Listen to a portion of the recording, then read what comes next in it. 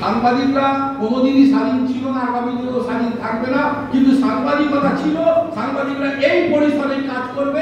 আগামী দিনে মানুষের ভুল ত্রুটি, মানুষের যে চাওয়ার পাওয়ার মৌলিক অধিকারের কথা যেমন সরকারের কাছে পৌঁছবে, সরকারের ভুল ত্রুটিও তুলে ধরবে। সেটা পার্সেন্টেজ দিয়ে হয়তো বিচার হতে পারে যে কে কত পার্সেন্টেজ। কি করা যাবে বলুন তো? আজকের এই সমাজে দাঁড়িয়ে একজন মনে গেল 4 লাখ টাকা না 5 লাখ টাকা কোন এক পত্র পত্রিকাতে দিয়েছে, তিনি যদি 5 লাখ টাকা 5 কোটি টাকা দেন, তাহলে তার এই 5 কোটি টাকা দিয়ে কি আজকে সেই সংবাদপত্র চলছে তিনি বলতে পারবেন?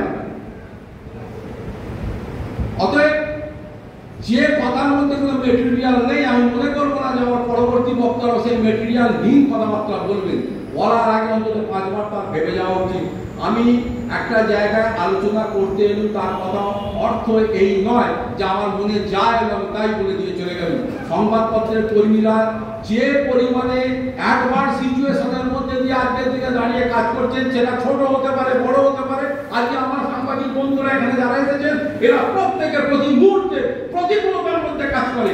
কেউ সোনার চামচ মুখে নিয়ে এখানে কাজ করে না, লাল কার্পেটের উপর দিয়ে কেউ হেঁটে গিয়ে কাজ করে না। প্রত্যেকের ওই আগুনের রাস্তা ধরে তাদের যেতে হয়। প্রতি মুহূর্তে তাদের বলতে হয় যে আজকে আমাকে সরকার পক্ষ বিরুদ্ধে আজকে নিউজ করছি, কালকে হয়তো আমার চ্যানেলে বা আমার পত্র পত্রিকায় সরকার যেটুকু আমাদের অ্যাডভার্টাইজমেন্ট দেয়, যেটুকু টাকা বরাদ্দ করে, সেটা বন্ধ হয়ে যেতে পারে। তাহলে কি সমস্ত চ্যানেল বন্ধ হয়ে গেছে নাকি?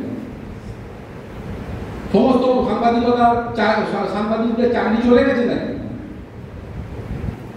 অতএব সংবাদপত্রের স্বাধীনতা থাকুক আর নাই থাকুক, সংবাদপত্রের স্বাধীনতা সেদিনও আগেও বলেছি, সেদিনও ছিল না, আজও নেই, ভবিষ্যতে কি থাকবে সেটা ভবিষ্যৎ প্রজন্ম হয়তো দেখতে পাবে।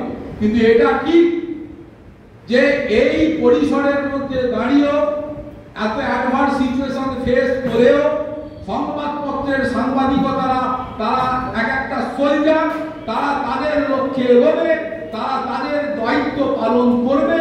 সেটা কারোর পছন্দ হতে পারে, পছন্দ নাও হতে পারে, কিন্তু তারা কেউ 1 ইঞ্চি জমি ছাড়বে না। অন্তত আমার মতো যারা রয়েছে, আমি মার খেয়েছি বিশ্বাস করুন, আমি 21 দিন পড়েই ছিলাম, কিন্তু আমি সেদিন আমার বাড়ির লোক বলেছিল যে এই সাংবাদিকতা করতে গিয়ে এই বয়সে তুমি সেন্টার করছে যাতে মাত খেলে, আমার কি বলুন তো, আমি কি সাংবাদিকতা ছেড়ে দিয়েছি?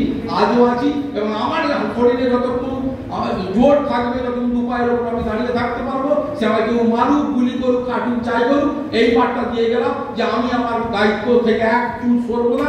আমি আমার সাংবাদিক হিসাবে যা আমার দায়িত্ব তাই আমি পালন করবো। সে যে যার কিছু বলতে পারবে, পয়সা দিয়ে সাংবাদিকদের কেনা যায়নি। আজ অনেক কথা উনি আরেকজন বলে গেলেন যে তাদের বাড়ি চুন হবে না, কারোর বাড়ি পরিবারটা ভেঙে পড়বে। তার বোঝা উচিত যে সাংবাদিকতার কথা তারা ভিক্ষে করতে আসেননি, তারা একটা বড় পেশার সঙ্গে যুক্ত। এই সাংবাদিকতা যারা করে, তারা যদি এই সাংবাদিকতার পেশা ছেড়ে অন্য কোনো পেশায় যায়, নিশ্চয়ই তারা 2 লাখ টাকা 5 লাখ টাকা পর্যন্ত মাইনে পেতে পারে, কিন্তু তারা চায় না, কারণ তারা ভালোবাসে সাংবাদিকতা। তারা পড়ে থাকবে এই সাংবাদিকতা করতেই, সেটা কম পাক বেশি পাক যাই পাক, পয়সা দিয়ে সাংবাদিকতা বিচার করা যাবে না, এই বিচার করতে যাবেন না। সকলে ভালো থাকুন। আমার মনে হয় যে আমার কথা যাদের ভালো লাগলো না, তারা নিজ গুণে আমাকে ক্ষমা করে দেবেন। আপনারা সবাই ভালো থাকবেন। নমস্কার।